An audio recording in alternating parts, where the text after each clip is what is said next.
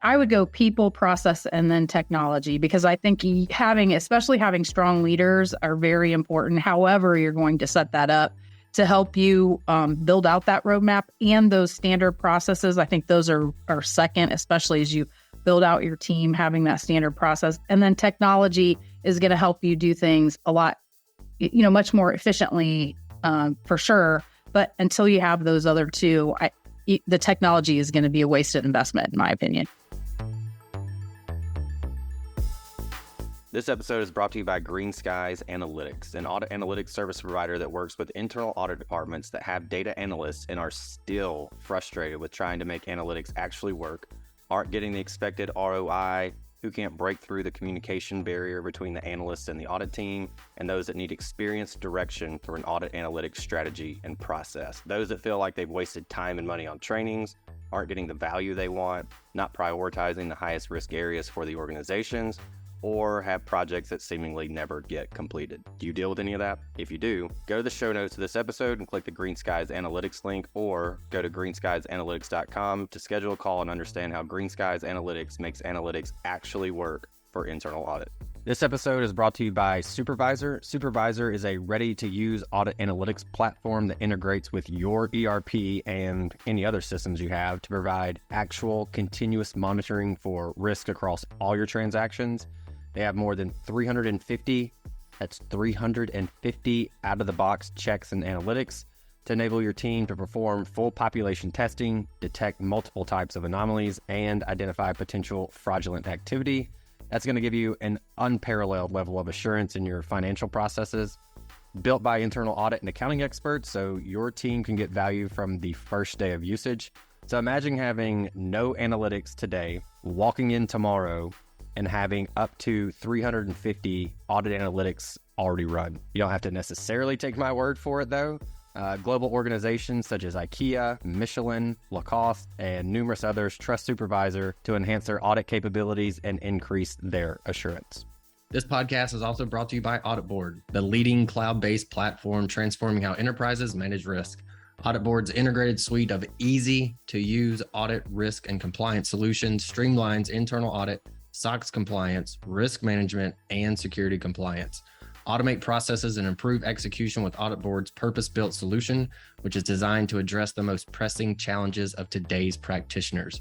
Experience the latest in audit, risk, and compliance technology. Visit auditboard.com to schedule your product walkthrough to see Audit Board's award-winning platform in action today. Hey everybody, before we jump into the show, I just want to let you know that the Audit Analytics and AI Conference is September 25th and 26th this year. It's all virtual, so no matter where you are in the world, you can absolutely attend. Recordings are also available, so if you are 12 hours away and don't want to be up at 3, 4, 5 in the morning, you can purchase the recordings. This is the only conference that's strictly about analytics and AI for internal audit. So you're going to get your practitioners' use cases. This thing is practitioner-led, save for one speaker that we had this year, but everyone else is in your peer group, ranging from the largest internal audit data analytics teams in the world down to the individual contributor who spends, hey, I got 50% of my time I can dedicate towards analytics. Each speaker mission is to show you how to actually do what they are talking about. So thought leadership is great, and there will certainly be some of that, but for the most part, that's great. We love the thought leadership. Show us how to actually do it. We are currently at 19 speakers and counting, so we're going to add a few more, and you can get up to 19 CPEs if you attend. Check out the link in the show notes, or you can search for Google the auditanalyticsconference.com, and you can register there. Hello, everybody. Welcome to another episode of the Audit Podcast. I'm your host, Trent Russell, and today on the show, we have Kim Ford. She leads the audit department at Ingersoll Rand. Ingersoll Rand is one of those places where, if you're not familiar with it, once you see it, you can't stop seeing it. They're kind of everywhere. So it's like when I know when I bought a car out of high school, I thought, oh, nobody has this car. And then I bought it, and then seemingly everybody on the road had that car. So it's kind of like that. But they're a manufacturing firm. And from Kim, we wanted to talk about what lessons she's learned in building out internal audit functions. So that's one of the things she is especially passionate about, is building on the function. So we want to get our lessons learned over the years from that. She has a program, Kim has this program where she takes internal auditors, basically trains them up, and then sends them out to work in the finance department. So we talk about the benefits there, obviously having, more of a controls background and having someone in the first line that understands that is really important for finance, but there's other benefits there that we talk about. And then outside of that kind of finance team pipeline, we talk about what Kim's audit committee, what else they want from her. I think it's always good to get the audit committee's perspective. What does your audit committee want from you? I think that's a great question to ask your audit committee if you are a CAE. Data and automation use cases for efficiencies in audit is another topic we hit on. And then Kim had just wrapped up an audit committee meeting, I believe the week, maybe the day even, before we did the recording. And so we just want to understand what was on that agenda and what questions the audit committee had of Kim, to the extent, obviously, that she is allowed to share that. So with that said, here we go. What's in either your browsing history, internet browsing history, or your ChatGPT or Llama 3 or any other LLM history as of late? Yeah, so browsing history would be probably recent would be China visa requirements because I'm headed to China next week. Also, kind of personally, the Olympic schedule because I love sports and the Olympics, so like to know what's going on. So I'm bummed I'm going to miss some of it when I'm in China. Yeah. Hopefully I'll see it, but yeah. we'll see what Favorite event? What are you looking forward to the most? I love swimming. Okay. And I'm not a gymnast, but I really like the gymnastics part too. Okay. So. And I think we're going to publish this post-Olympics. So hopefully we pull in the go. Well, all of them would be great, but specifically for those two. Yeah, exactly. All right. Perfect. All right.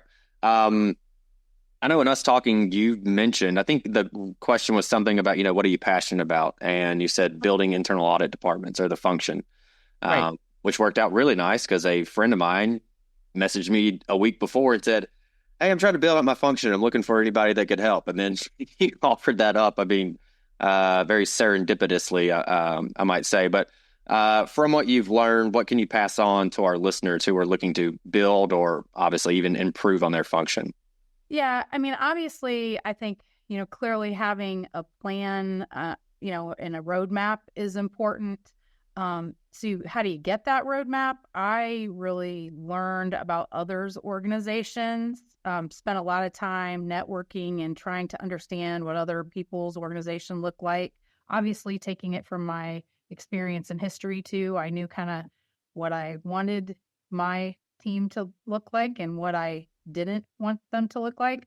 So I had some takeaways there, but definitely a lot of networking to understand what others were doing, how they were leveraging technology, were they, 100% insourcing, doing dual sourcing, that kind of stuff. So to try to build that out.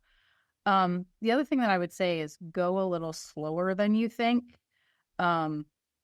because you want to go so fast and you want to build out that organization, but you also have to think about the team that you're bringing along with you. So I wanted to go at a fast pace, but you also have to bring them along. So one, helping make sure that they understand your strategy and they buy in when you hire people and you bring them in.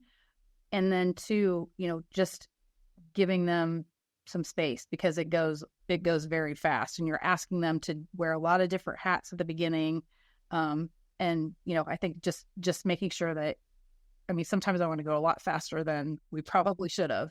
So we had to kind of slow down a little bit in some stages. So that'd probably be the biggest thing. The other thing that I would say for the most part is, definitely making sure you have that senior leadership buy-in. So throughout the process, I was always updating the audit committee, senior management, and making sure that what my vision was their vision, right? Because I'm here because of what the audit committee wants. So I would always, get their input and make sure that I was headed in the direction that they wanted me to go.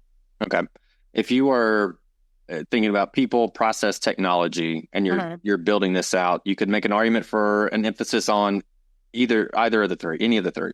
So you could say, if we buy the biggest and baddest tech, then we'll get the best people because that's what they want to work with. If we get the best people, then they can build out all our processes. Or you could say, without a good process, it doesn't matter the kind of people we have. So we're going to focus on process. If you had to pick one, knowing that you can't really just pick one, but if you had to, for the sake of the conversation, what would you go with? Yeah, if I had, I would go people, process, and then technology, because I think especially having strong leaders are very important. However, you're going to set that up to help you build out that roadmap and those standard processes. I think those are second, especially as you build out your team, having that standard process. And then technology is going to help you do things a lot, much more efficiently, for sure. But until you have those other two, the technology is going to be a wasted investment, in my opinion. I think a lot of people would agree. Would definitely agree. All right. And you also had this way of training your internal auditors and then rolling them out into finance primarily, I believe. Talk us through how you do that, and then kind of the feedback you get from the audit committee and the CFO as part of that program. Yeah, I think, I really want our team to be a feeder to the finance organization. So we'll definitely have a mix of team members, some that want to be career auditors and then some that don't. And so we'll bring someone in, either internally, if it's someone from our finance organization, or externally that may not have internal audit experience, but they have other industrial finance experience or some other type of finance experience. We'll bring them in, and we are a very diversified organization. And we have a lot of different businesses operating a lot of different cultures and with the regions. So we will bring them in, we'll get them some experience in many of our different businesses, try to get them experience in a lot of different processes, whether that would be procurement or, around inventory management or around our pricing and discounting, all of the different areas that they might touch when they're in our finance organization. And also, we'll do cross-functional or cross-regional exchanges where I'll send someone from the Americas to our European team to do a European audit, or into our Asia-Pacific region. We'll flip people back and forth to give them some cross-cultural experience.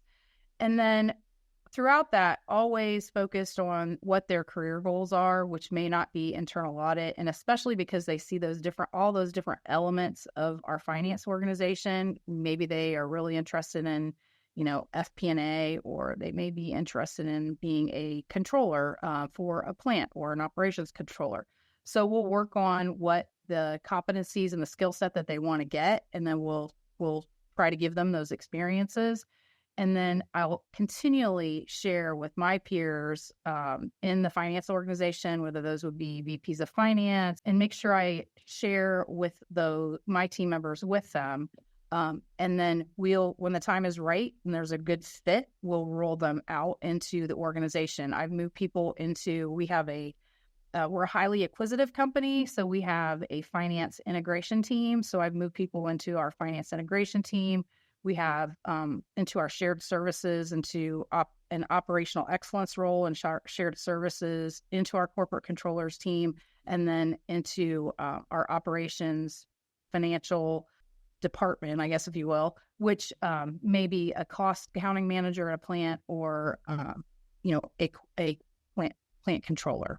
Yeah, I gotta imagine benefits here being, I know, and we're going to talk about this in depth on a future episode, but first line responsibilities, usually they go, hey, risk management, not really our thing. That's second and third line. But then when you have these people that you're throwing back, I'm going to say throw, it's very casual. Yeah, we just throw them back out there to the first line, and they have a better understanding of risk management and controls and things like that. And then probably makes it a little easier, right?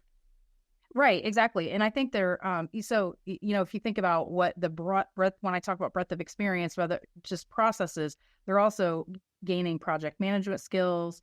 They're figuring out how to be resilient and adaptable, because when does an audit ever go the way that you originally planned it to go? As well as strong communication skills, because, a lot of times when we're doing corporate audits, or, even if we're doing an audit of a location, they're probably going to have a closing meeting with the location leadership or some of our financial leaders. So they get a lot of, strong skills that they can take with them into that role. All right. I got to imagine people listening be like, yeah, I kind of want to go work for Kim. Do you have any open positions right now that you're aware of? I actually do have a data analyst position that's open right now. So, but we're always, like I said, we're like highly acquisitive. So I'm always probably continuing to grow our team, when it's necessary. So, and I'm sure the CFO loves that initiative, right? Like, hey, we're just making our people even better and sending them back out. I'm sure the audit committee does too. What else do they want from you, though? I'm sure the audit committee goes, hey, we have more people on the first line now, and we're seeing it. We can feel it. We get it. The communication's better. Risk management overall probably is better. But what else does the audit committee want from you personally? Yeah. So one of the things that our audit committee has really requested is that we be visible in the organization. So they want us on site. Obviously that was very hard to do when we didn't do it in COVID, right? But as soon as we kind of came out of COVID, they were like, look, we don't want your team. We're happy that you were able to figure it out, but we want your team to be at our sites, to be in our businesses, for a number of different reasons, not only to, obviously assess risk, but also, they see us as a leader we can, educate people on controls. They want us to be highly consultative. So with projects that are going on the design of controls, our audit committee, we really walk a fine line of independence, I think, I think that's great. I think everyone should, but yeah. So we, heard people say, there's a line and there, it's not, we're definitely in the gray. Good. So we'll have, I'll assign my team, to various projects if we're doing a system implementation or, if there's a change in process so that we can, provide that advisory on controls in that particular area. And that's what my audit committee really wants us to be business partners. I'm a strong advocate for analytics and automation, which I know, we may talk about a little bit more. But that's another way that they see us as, we can, when we're out there, we can kind of almost show them the way. So you kind of stole my segue there. So my segue was going to be into analytics and automation. You just stole my segue. So you just take over, Kim. You can be the host. You just run. You got the questions and everything. You just you go ahead and run it.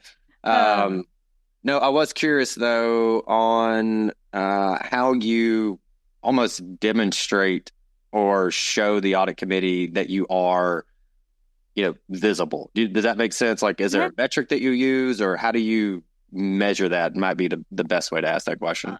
I don't know that I necessarily have a method. Obviously, our audit plan, right? We show them. So, every quarter, I'm giving them an update as to where we've been the prior quarter, whether that would be on an audit. We also do acquisition reviews for new acquisitions.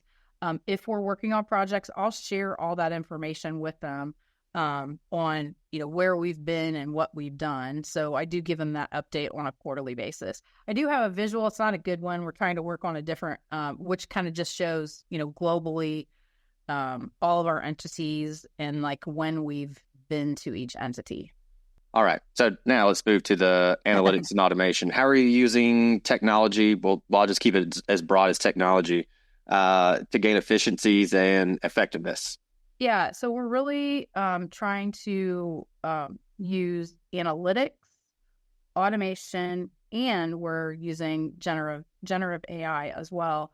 Analytics we're using in both planning when we're setting up our annual plan, and we kind of refresh it on a quarterly basis with financial metrics largely. We'll also use it in our audits. Even, we'll gather a bunch of data. We do have, we use Snowflake and we have a data lake, and we'll get in there and start, digging into a lot of information around number of purchase orders, or whether that would be looking at journal entries, looking at T&E at a particular location. And sometimes we scope it out, right? It helps us determine, okay, what, how many transactions, do we see any red flags, that kind of stuff. And if we do, then we'll scope that in. If there isn't anything, then we'll say, well, it's not even worth our time to spend on it. So we're trying to use it for that. We're using automation largely to help us from an efficiency standpoint for the team. We want to be as self-sufficient as we can. So in our larger systems like SAP and Oracle, when we can go grab supporting data ourselves, and we can eliminate or reduce the time spent by the location and providing us the data, whether it's populations or support, we'll try to do that also. I also have responsibility for SOX, so we are highly leveraging robotics process automation to try to grab that. And also starting to use that information to populate some of our testing templates that we would use.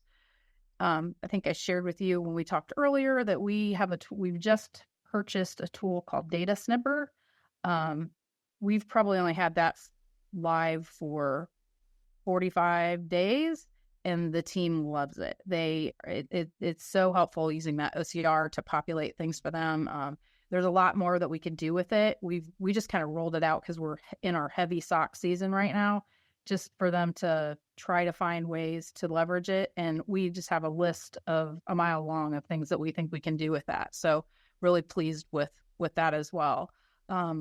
Generative AI, we are using that to help us identify risk for our younger staff to understand risk and controls of the processes that they're using. We tell them to, write a question. If you don't understand what the risk and controls around the procurement are, then, write a question to, in our AI, which we have a private AI that we, or Chat GPT that we use. And then we also use Audit Board for our testing and reporting. And we're starting to have it generate audit reports for us, help us to write issues, create issues based on the testing templates. So really just everything that we can, because what I continue to tell my team is I want them to spend their time really on the analysis part, right? And to, if we have a problem, identify that problem and help find what that solution is. I don't care if they, if they spend 2 hours populating a test template or finding the data, right? So that's what our mission is and how we want to use, how we're trying to use automation, AI, and analytics right now. Okay. I like the idea of a Chat GPT or any other LLM. It's basically a training tool for auditors to ask. Because rarely does anyone come out of college and like, yeah, I'm totally comfortable asking what I feel like is a dumb question. I know for myself, and it's been a while, but I know I've talked about this on the show. I didn't ask enough of those questions because I was like, I feel like I'm supposed to know this. So I don't really want to ask, and I don't want somebody to think I'm dumb.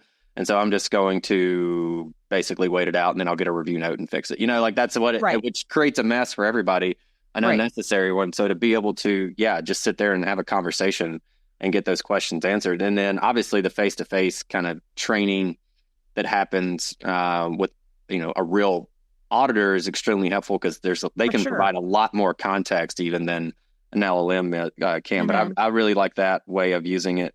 We get a lot of questions around analytics, automation, SOX use cases. And I know you mentioned RPA specifically. Is there one, two that you go, no matter where I went, this is one test or one initiative with RPA that we would use to really get value out of it?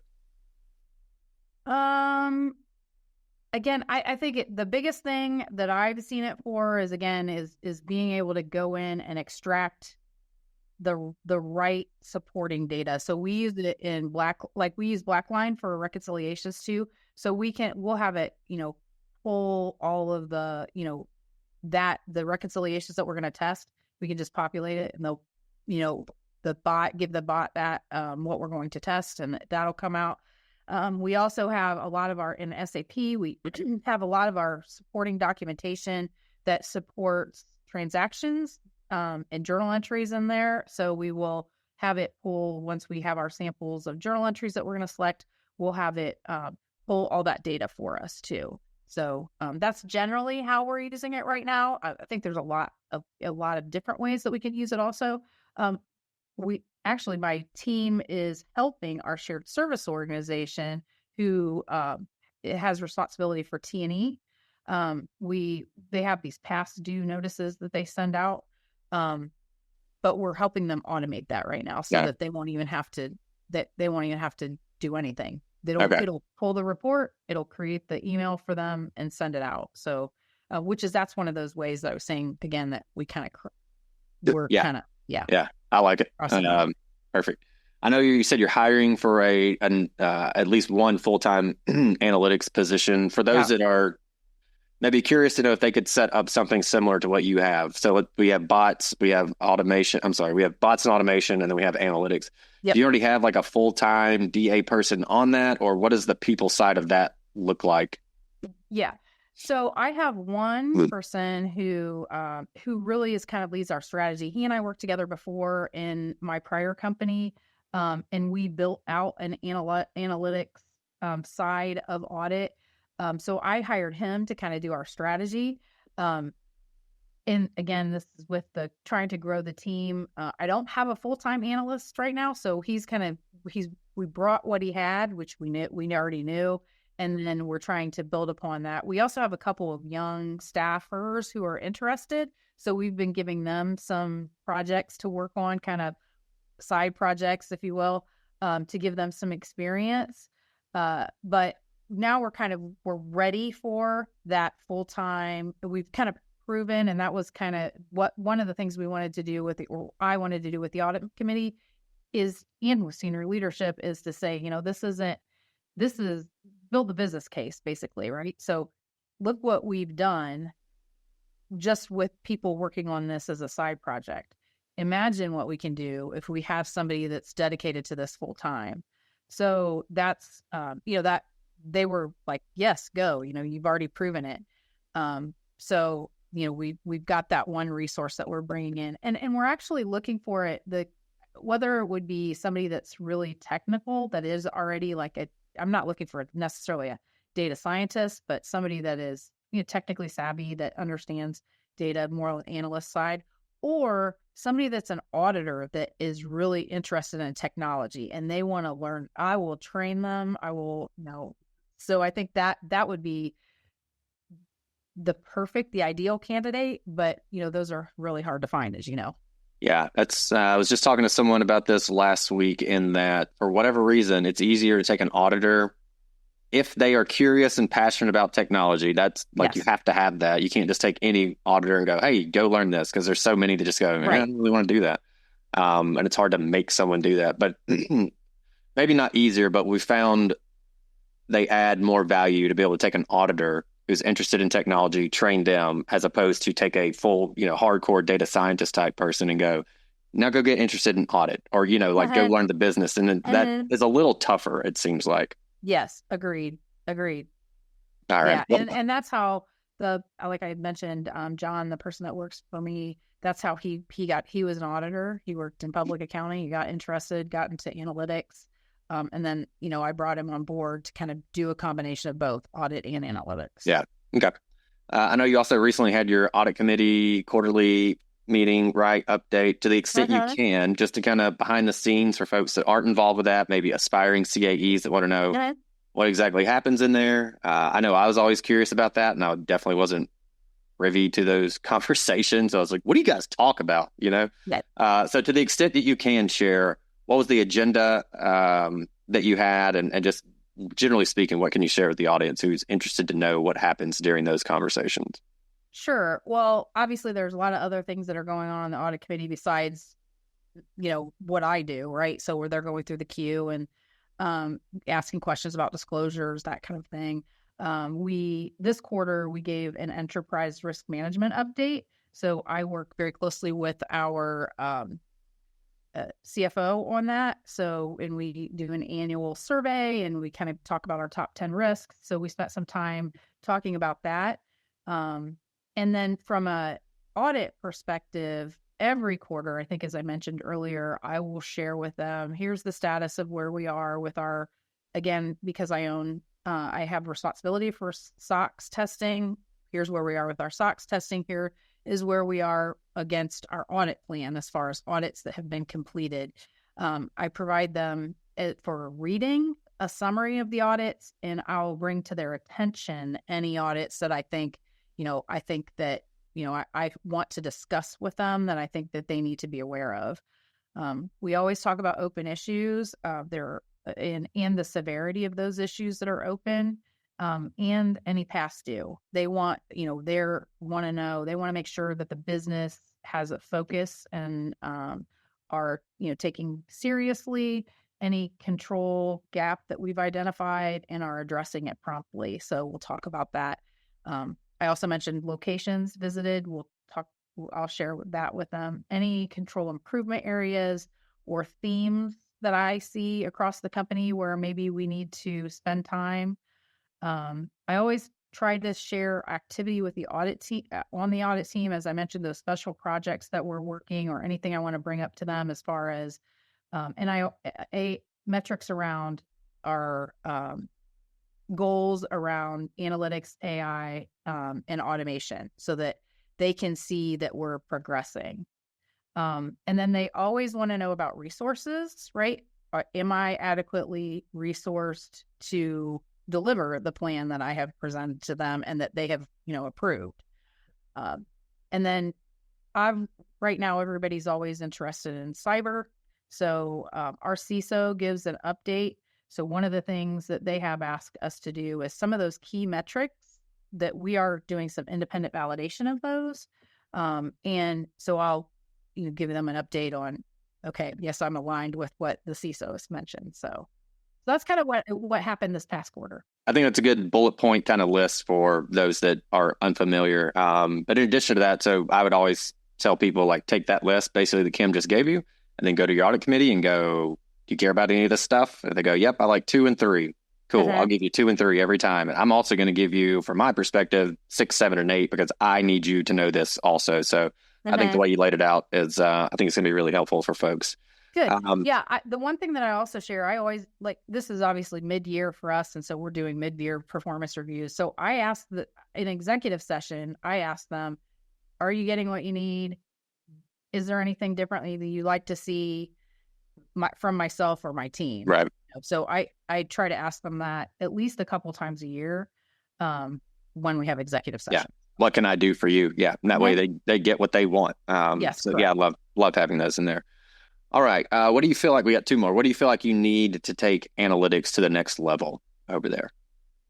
Yeah. Well, as clearly, I think we need those. Now I need those technical resources so I can go faster, right? We've got, I mentioned we've got somebody kind of working on analytics on the side. I have somebody working on automation on the side. And I really, while I want to make sure that the team stays engaged, right? I think it's critical as far as the future of audit. That's where we're going. So if you're an auditor and you don't really want to be involved in that, I think that's going to be, there are going to be fewer people like that aren't going to know how to use and leverage analytics and maybe even build some simple things as far as automation goes.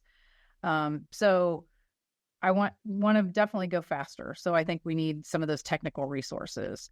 And, obviously if there was some magic tool out there, I don't think, there are a few things I know, right, that would help, that would be user-friendly, that would be very, and cost effective as far as software to help us do those things. I'd be interested in that as well. Perfect. That would be my wish. All right. People are probably tired of me constantly saying something to the effect of, I love it when we get practical advice from the listeners. And you absolutely, I think with the audit committee agenda, you nailed that. And then also your vision for analytics and automation and how that's playing out, and the advice of, basically lower expectations on speed, slow down, make wise decisions, which we don't always hear. So I think that's all very, very good practical advice for a lot of folks that are listening. But that said, is there anything else that you want to leave the audience with? I probably 2 things. One is professionally, if you're a CAE or an audit leader, don't be afraid to try new things. I think we sometimes get stuck in audit in the way of doing things the way we've always done them, and being seen as, strictly compliance, check the box, right? I don't want our profession to be seen as that way. So I think, as I mentioned, and the things that I'm excited about is, helping to educate your organization in different areas, whether that be risk or some of the tools and technology that I mentioned, but moving more into that business partner role.